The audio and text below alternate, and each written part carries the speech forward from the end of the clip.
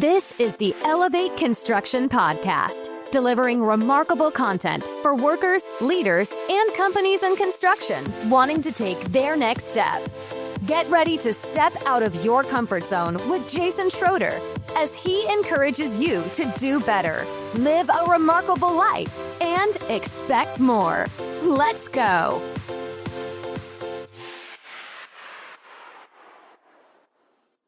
Welcome to the Elevate Construction Podcast, where we read books, distill information, and share critical concepts with you to make your life easier. My name is Jason Schroeder, and today's podcast is number 9 in a series about team balance and health. We will be discussing today team communication. So why would you want to listen today? Do you want some tips and tricks to increase communication on your project? Do you want to have healthier conversations? Would you like some safe pathways to communication amongst your team? Would you like to grasp just a little bit better this concept of communication? If so, then today's podcast is for you. You're going to absolutely love it today. So here's a quote. There is no such thing as too much communication. And that's by Patrick Lencioni. There is no such thing as too much communication. And I believe that. If you have listened to any of my other podcasts, you know that everything about me is communicate, communicate, communicate, communicate. I don't think schedules are healthy or valuable if they're not communicated all the way to the workers. I don't think budgets are. I don't think logistics plans are. I don't think anything, even the submittals, they're not as valuable as they could be unless they get communicated all the way to the people, all the way to the wonderful workers, the skilled craftsmen and women out there putting in the work. So there is no such thing as too much communication. So let me tell you a story. One time I talked my wife into going to a Rapport Leadership International course called Power Communication. And this course is a 2.5-day course. It's an immersion course on how to be a better leader and to communicate with power. I'm not doing it enough justice, but it was pretty fantastic. She and I went, and there was an exercise in there that really just did it for me. I mean, it just blew my mind and changed my perspective, and it was like a paradigm shift for me.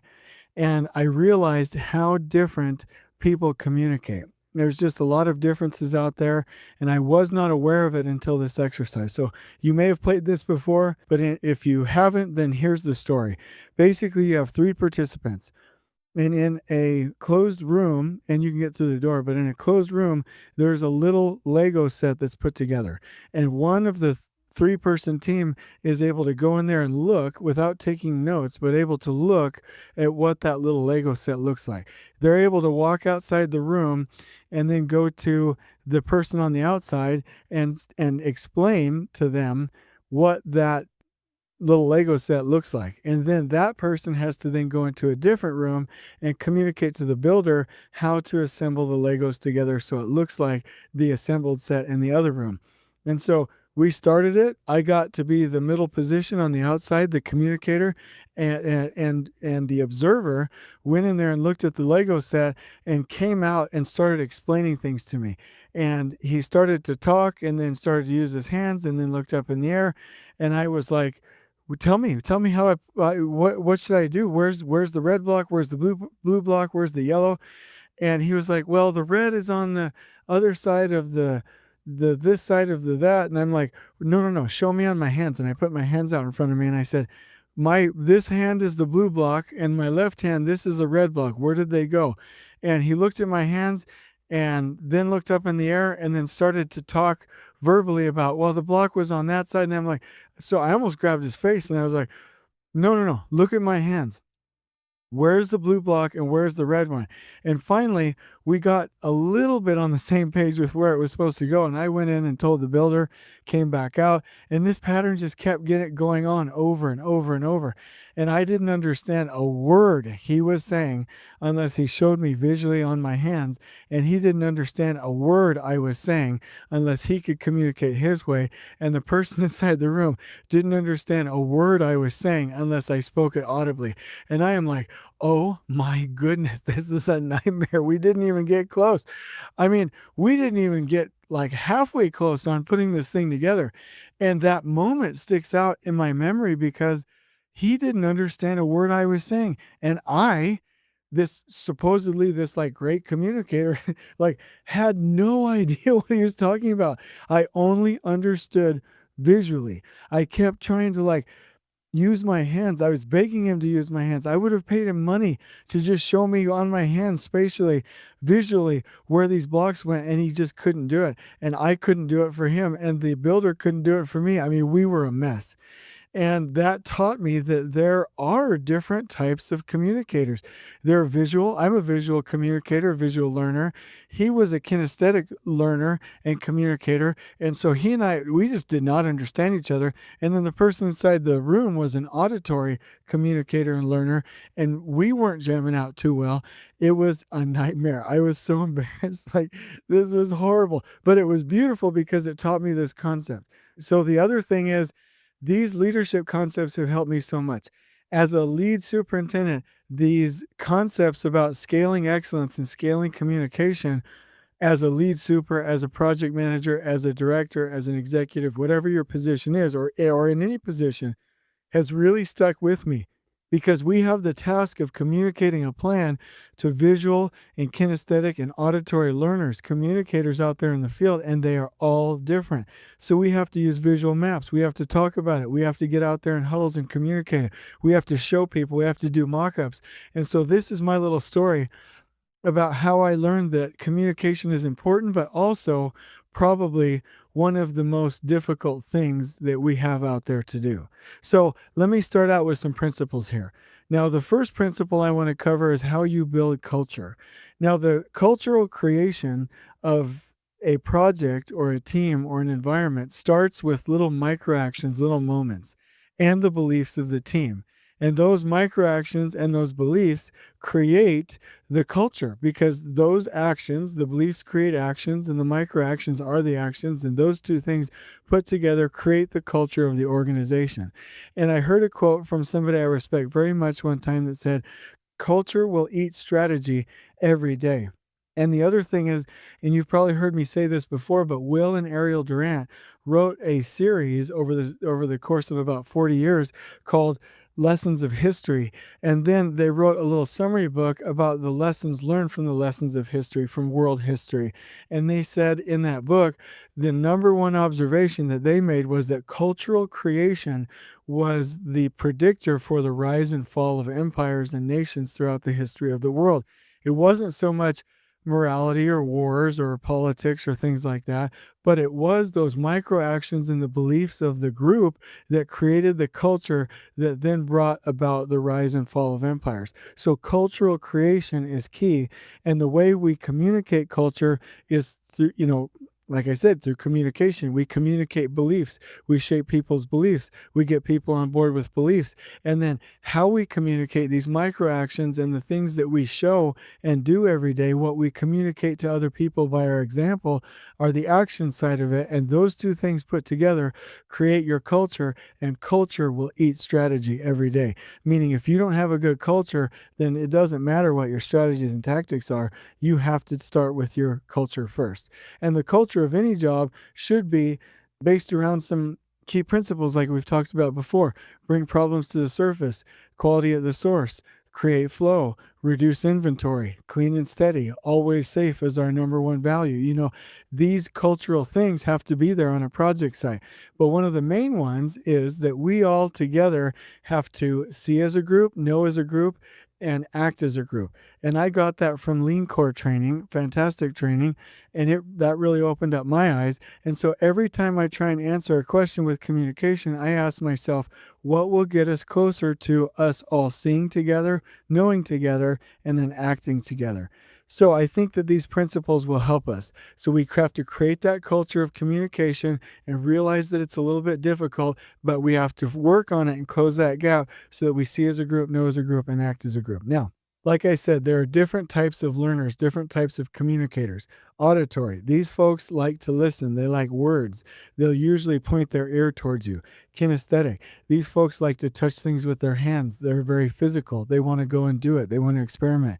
Visual people, they want to stand back and look at it. They're sometimes in their heads. They're visualizing things with their eyes. They will say things like, I see. And these three different types, there's a whole training class in and of itself to cover these things. And I can point you in the right direction for that if you want. And there are also personality tests for this, learning tests for this, communication test for this, but the bottom line is that people communicate differently. And most people in construction are visual learners, visual communicators, and they seem to do the best. Now, I'm not discriminating against a learning style. What I'm saying is that a lot of times the kinesthetic and auditory folks can have a little bit more difficulty because we build things from visual plans. We build things from visual models. We build things from visual sketches. We visualize things, and most people on site are visual. So we have to merge all of these together and kind of take care of the different people out there. So a couple of things I want to cover before we go too far here. And one is that in addition to different learning styles, we also have introversion and extroversion. Now, bear with me. I hope I don't offend anybody because I don't mean to. And the only person I would offend here are extroverts. So let me be clear, first of all, though. I am an extrovert. I am a quick thinker. I think in the front portion of my brain. My judgments and opinions are not as accurate and as well thought out as an introvert. I need introverted people to check me, and I do things quickly. So that's me. I'm not going to have as good of an opinion as an introvert that thinks A, B, C, D, E, F, G, every step along the way takes their time. I will say, oh, A, there's a little bit of A, there's a little bit of B, there's a little bit of Z. Okay, let's make a decision. I will skip parts of that process when thinking and when deciding things. So my opinions should not be relied upon as much as the introverts of the world. So let me talk to you about the differences between introverts and extroverts. There are some fantastic books, The Introverted Advantage, Quiet. There are more books than that, but I've read a lot of this content, and I am convinced that we need introverts in our industry, and we need to communicate well with introverts, and extroverts need to do a little bit of adapting. So both of us, both introverts and extroverts, have a little bit of work to do. So let me go through a list of observations. This is a list of notes I took from reading that book. Introverts do not think like extroverts. Extroverts think outside of their head. Introverts think inside. Extroverts are not as susceptible to praise. Introverts take longer to think, not because they are slow, but they think about the entire process step by step. Introverts need a sanctuary and quiet time. They need to sometimes say, I'll get back to you. They don't like interruption. Introverts are outnumbered 3-1 and can feel alone, overwhelmed, and overstimulated. I'm going to go on just a quick tangent here. Think about that. Introverts are outnumbered 3-1. And so by nature, they're a little bit more quiet sometimes, or maybe can feel more energy from being quiet. Maybe they aren't quiet. And they're outnumbered, and we've got a bunch of loudmouth people like me always speaking up. We have to intentionally draw out the wisdom of introverted folks, especially knowing that the odds are against them. And the odds are against us because we need them. So let me keep going. Extroverts can rub introverts the wrong way. Introverts can go unseen and unrecognized. Introverts need to be drawn out. Introverts need more intimacy in their relationships, even at work. Introverts can stay at a task longer than extroverts. Introverts are great advisors and doers. Introverts are thoughtful and steady. Introverts are detailed and focused. Introverts deal best with 1 or 2 projects, and introverts can be reticent. Now, let me talk to you about this. Introversion and extroversion doesn't just talk about how we show up. It talks about where we get our energy. It talks about basically how do we recharge. So if you put me in a group of people or out on a speaking engagement and I'm done, I might be physically tired, but I've got energy. I'm like, let's go conquer the world. You put an introvert in that situation, it might drain their energy and they need to go have some quiet time and rest. Does that mean that extroverts always speak up more? No. Does that mean that introverts don't speak up more? No, that's not what that means. It's all about where you get your energy. It takes more effort with a lot of introverts to go out and do those social interactions, speaking engagements, speaking up in meetings than it does an extrovert. They can still do it. They might even be better than an extrovert at doing it, but it drains energy. The other thing I want to point out, in Jim Collins' books, he talks about level 5 leadership. Most of the time, those level 5 leaders are the quiet, committed, dedicated people, and not the loud, boisterous, vocal level 4 leaders. I'm probably a level 4 leader. I know, like Jake Williams that I interviewed the other day, he's probably a level 5 leader, but he's more quiet than I am. I get more credit for speaking up sometimes, but it's not always justified because he has better opinions in my experience, because he thinks about things longer and gives more thought to it, and he's more steady. So we also need to consider introversion and extroversion when we're talking to people, because we might out there be blabbing at somebody and they need time to think. We need to give them a minute. We need to pull them out of their comfort zone instead of giving up on them. And we need to leverage the people on our teams that are introverted and make them feel safe and comfortable so we can get the opinions out of their minds and make better decisions. So that's why I mentioned that. Now, how do we communicate? Sometimes we're going to have to speak up audibly in huddles and in meetings and verbally and in recordings and on phone calls. Sometimes for the kinesthetic people, we're going to have to go do mock-ups and work side by side and actually build something with Legos, or, go into the model and actually play with it and like actually put our hands on it and touch and feel it. Most of the time we're going to do visual communication with visual maps and visual markers and visual indicators and red, yellow, green systems and schedules and Gantt charts and things that speak to people visually. But my point here is you have to know your audience. And if you're talking to the foreman and you know that they are a visual communicator, an auditory communicator, or a kinesthetic communicator, you might have to give them different instructions by way of communication. In fact, more recently, when I'm at like a conference or a boot camp or a training or something, I'll have people take the test before they ever come. And when they ask a question, I'll answer it according to their style. So if they're kinesthetic, I'll say, come up to the board, let's do this together. Or if they're visual, I'll draw them a picture. Or if they're auditory, I will go over to their chair and literally turn my ear towards them and talk to them more. It's so effective to tailor communication to people's styles that I've started doing that to great effect in trainings, because I used to have somebody ask a question, I didn't know their style, and I answer the question and I'm like, does that help? And they're like, kind of. But when I start asking them what their communication style is, and then I answer it in the appropriate way, they're like, yep, I think that makes sense. So it's been a game changer for me. So here are a couple of other principles that I want everyone to understand. Nobody gets any points for just communicating something. We have to communicate for understanding. Let me give you some examples. Well, I went out there and filled out the crane plan with the crews, but they didn't follow it. Well, did we communicate for understanding? Unless the crew understood it and was committed to following through, I don't care what was communicated. Second example, orientations. Yeah, I put those 30 people through orientation and yeah, we checked the box, we're good. I really don't care about that. I want to know for a fact that they understood it. Did they pass a test? Were they able to recite the answers? Do they now know how to put together their pre-task plans? I don't care if somebody tells somebody something.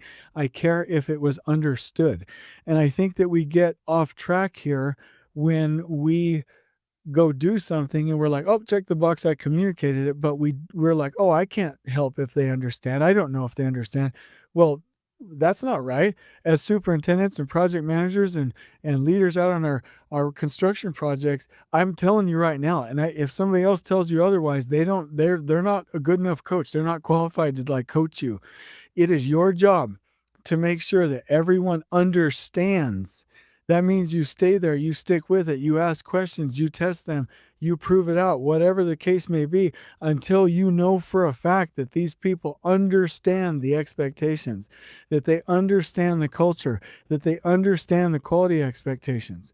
I mean, if I go give somebody a lift drawing about how to go build this concrete wall and I'm like, yep, all good, I've communicated, check the box. I don't care. Does the crew understand it? Have I worked through that lift drawing with the foreman and talked it over and made sure they understand? Can I point to a symbol and have him or her tell me what it is? Can I have him or her understand the formatting? Do they understand the symbols? Do they understand everything? We don't communicate, we communicate for understanding. Okay, so these are true principles, and I don't care anything. Now you might, I don't care anything about a schedule that the foreman and workers don't understand. I don't care anything about visuals that the foreman and workers don't understand. I don't care if there's a site logistics plan up on the wall if the foreman and workers don't understand. I don't care if there's a checklist in some project management software from the quality process unless the foreman and workers understand. I don't care. It's all a waste of time to me. Like, even doing the submittals. Why did we do the submittals if the foreman and the workers don't understand? We are supposed to go from the inception, the conceptual design of the project, all the way to workers installing it in one continuous flow of communication. And in our industry, we've gotten to the point where, and I'm whining a little bit, I apologize, but we've gotten to the point where, like, oh, I told the foreman we should be good. What? Like, what are you talking about? No, we need to make sure we're training foremen, mentoring foremen, working with foremen, making sure foremen understand, make sure they're communicating those to the workers 100%. Now, let me give you one other quick example here, and this is a big one. Have you guys ever contracted a trade partner and then you're like, hey, we need you to be on site and they don't have the right crew sizes? Well, here's a surefire way to get past that.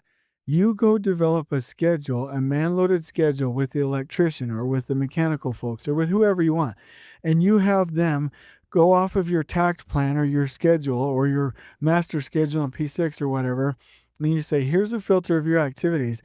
Let's go ahead and write down the crew sizes there. Let's look at where you're stacked. Let's look at where you don't have flow, and let's add up the manpower counts, the totals down at the bottom. And here's what's going to happen. They're going to look at, oh my gosh, this thing says we need 45 people in August.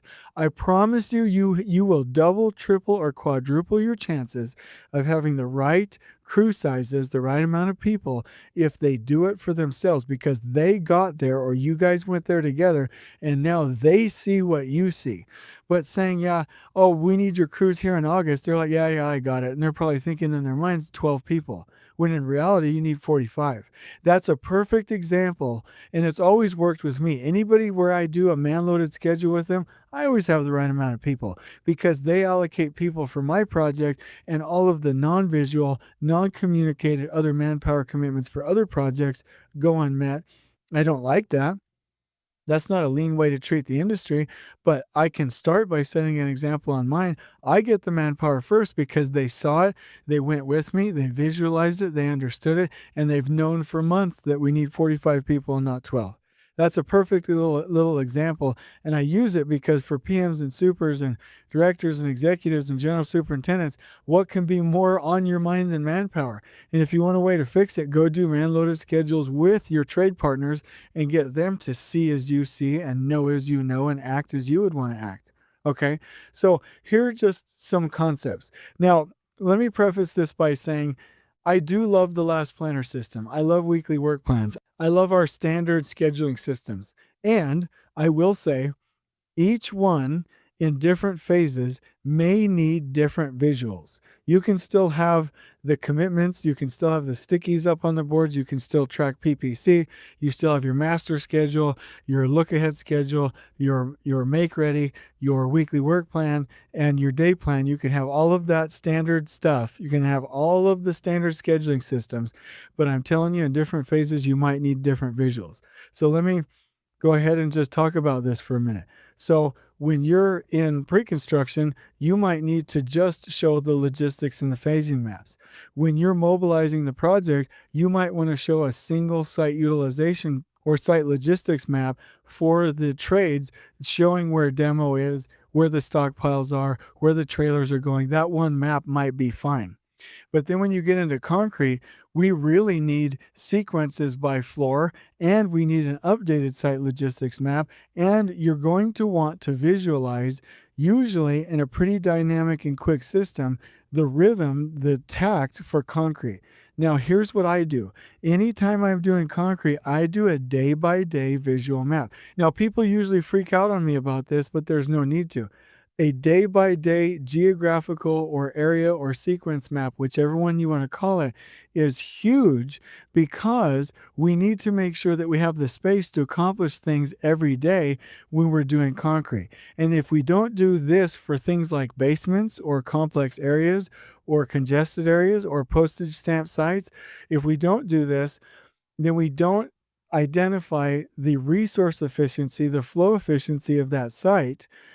enough to make sure that we can meet schedule. Because usually when it comes down to concrete, our flow comes from the utilization of space. When we're on the interiors of the building dealing with 10,000 square feet, it's all about production rates. It's all about materials. But when it's with concrete, it's about space. It's about logistics. I usually draw day by day. Where's the crane? Where's the pump? Where's the forklift access? Where's the rebar staging? Where are the trucks coming in? Day by day.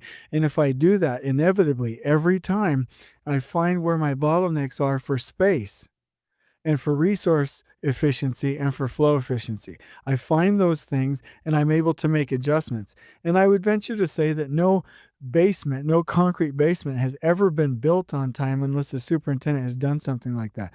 Then when I go into the interiors, I want to see just my tact plan and my visual maps. And now, in addition to that, my visual room by room roadblock maps that show the phases of the rooms by their completion. What phase are they complete with? And I can see on this colored map what's done and what isn't, where the roadblocks are. I also, when I'm doing the interiors, you'll want to have room kitting maps for all of the rough in for the walls. When you go to the exterior, you might need a different type of visual. You might want to switch it to week by week exterior maps showing the flow of work in addition to your scheduling systems.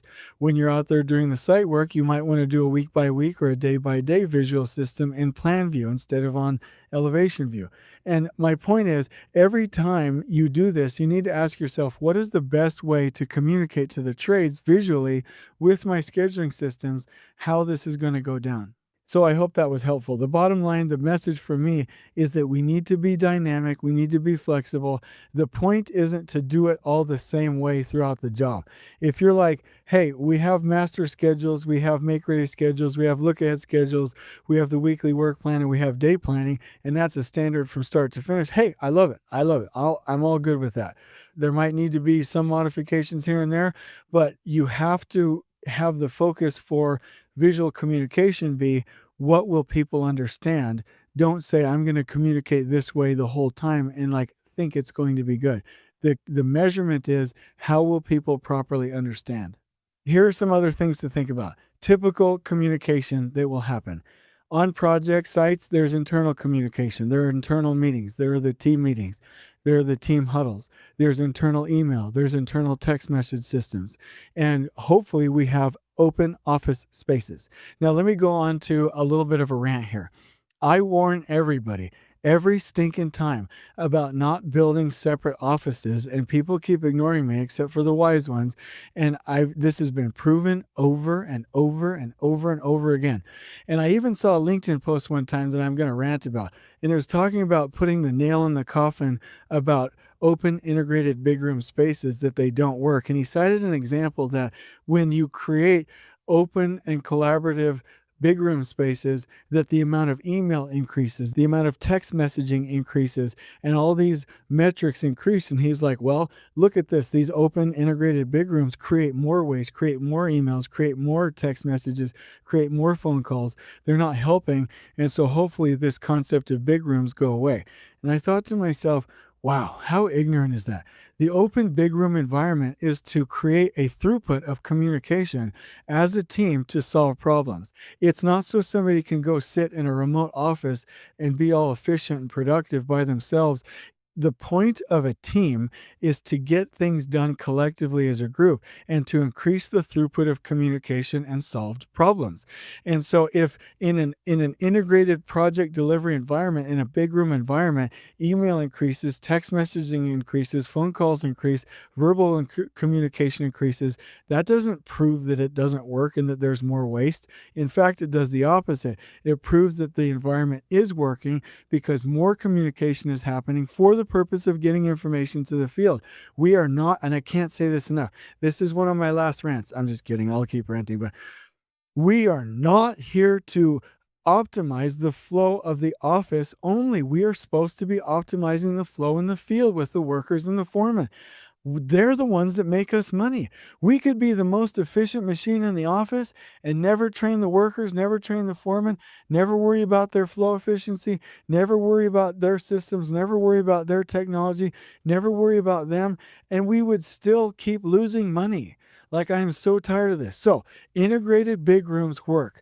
Open office environments work. I recommend having some production pods, some breakout spaces, some conference rooms. I love that. But getting everybody out with proximity opening is scientifically proven to increase communication. That's one of the biggest things you can do. And anytime I see the director or the executive or the PM or the super going off and building an ivory castle off on the side of the room, and I'm like, guys, I wouldn't do that. And then sure enough, halfway through the project, somebody somewhere, even if they're not brave enough to say it themselves, will comment that those walls and doors break down trust. So that's one of the biggest things that you can do is go to an open office space environment. These are scientifically proven to make more communication and to reduce the siloed effect of the individual efficiency of different people. Now, if somebody wants to go do production work for a day or two, go off into one of the pods. Now, I'm done with that rant. So, typical things that we would communicate are the schedule. And we would send out weekly schedule updates. We would send out the typical filters, the typical PDFs for our schedules. We would communicate the weekly work plan.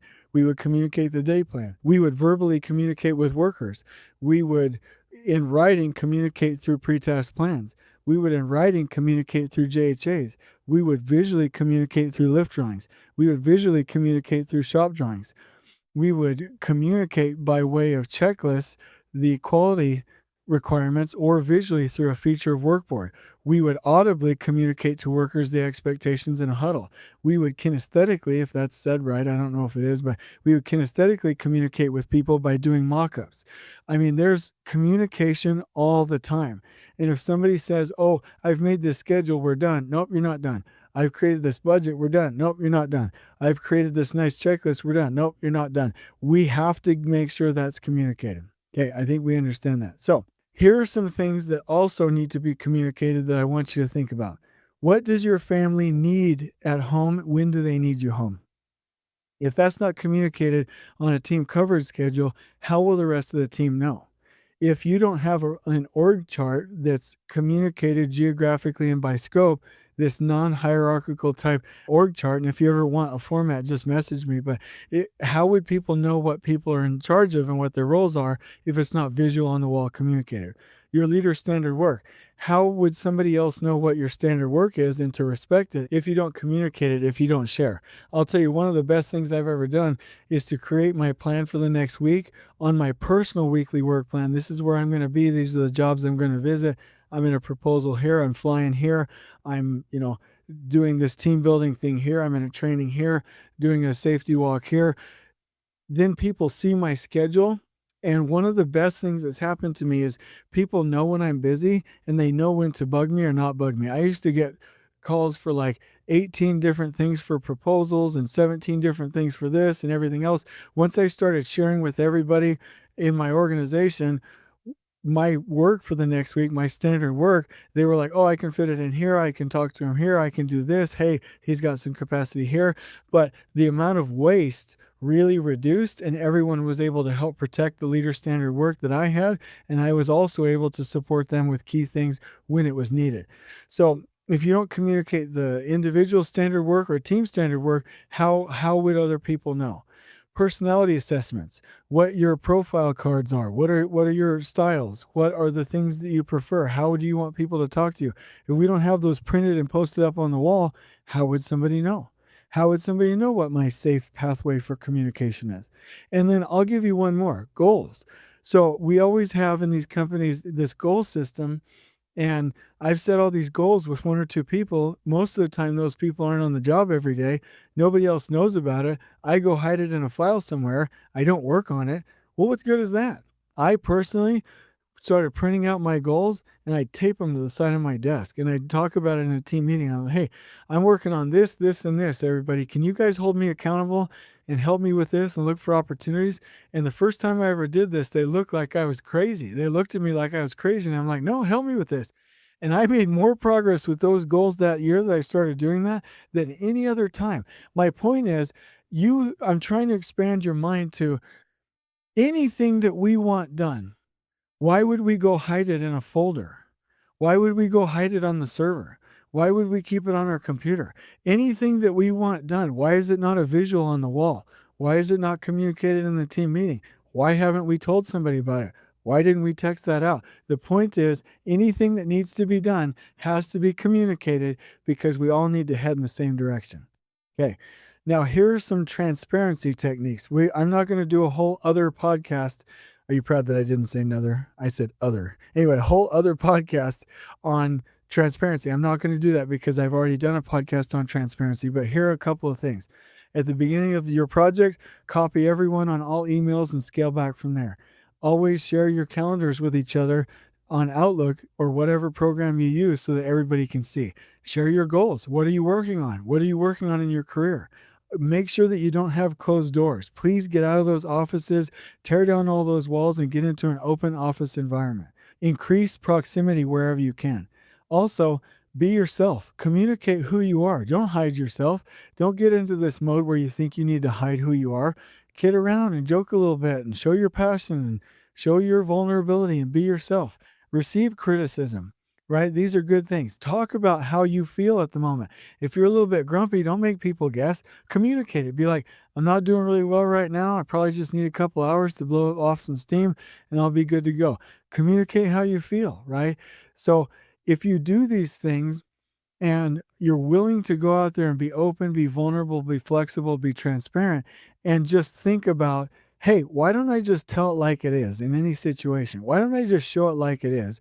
Why don't I just communicate it how it is? Why don't I just share how it is instead of trying to veil something or hide something or keep it hidden or stay in our own minds? Instead of doing that, how can we be transparent? Okay, so the current condition is people want to silo. People don't want to talk. People want to build up walls. They want their closed offices because they want to feel comfortable.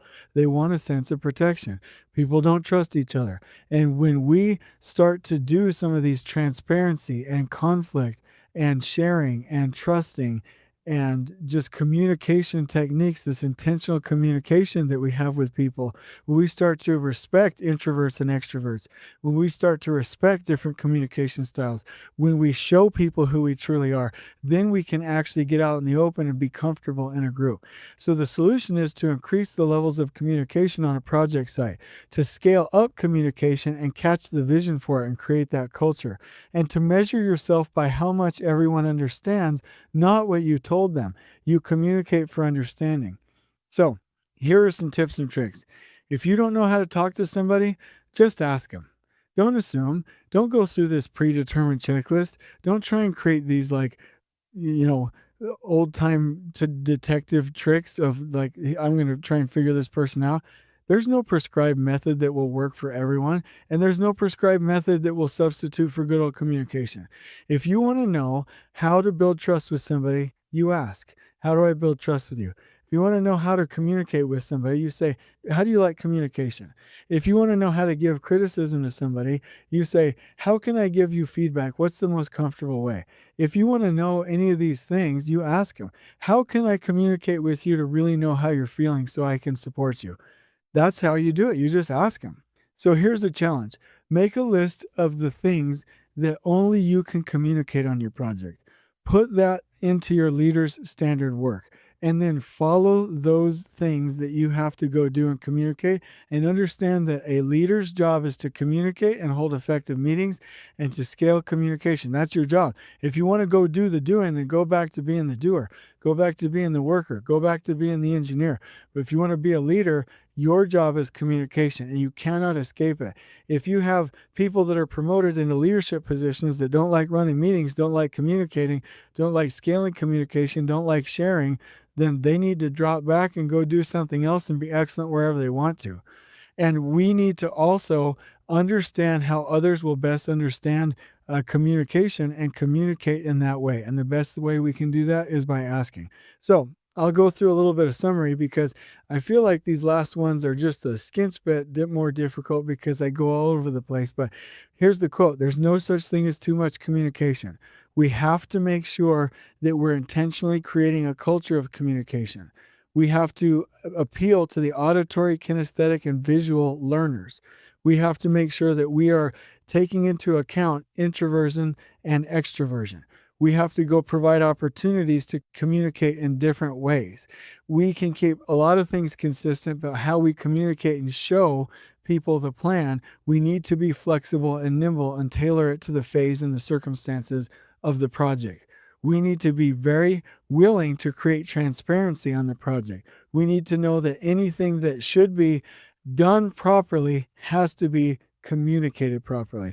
And that's basically the summary, so we can get out of silos, get out of politics, get out of turf wars, get out of closed door offices, get out of a lack of trust, get out of people not talking to each other, get out of these just stale, like life draining, horrible environments where people don't communicate. Get out there, build it, read these books, reach out for help, and create these amazing cultures. So the vision for this would be that we increase communication on our project, that everyone sees together, everyone knows together, and everyone acts together. I hope this has been helpful. Please go create your list of the things that only you can communicate as a leader. Please go put that as a part of your leader standard work on your Outlook calendar, on your list, wherever you have it, on your wall. And please go be an active person, an active participant in making sure that everybody understands on the project. Because when you go from 12 people knowing the plan to 300 people knowing the plan on site, that's when things get remarkable. Until we meet again, on we go. Please join us next time in elevating the entire construction experience for workers, leaders, and companies coast to coast. If you're enjoying the show, please feel free to share with your construction colleagues and help us spread the word by rating, subscribing, and leaving a review on your preferred podcast listening platform. We really appreciate it. We'll catch you next time on the Elevate Construction Podcast.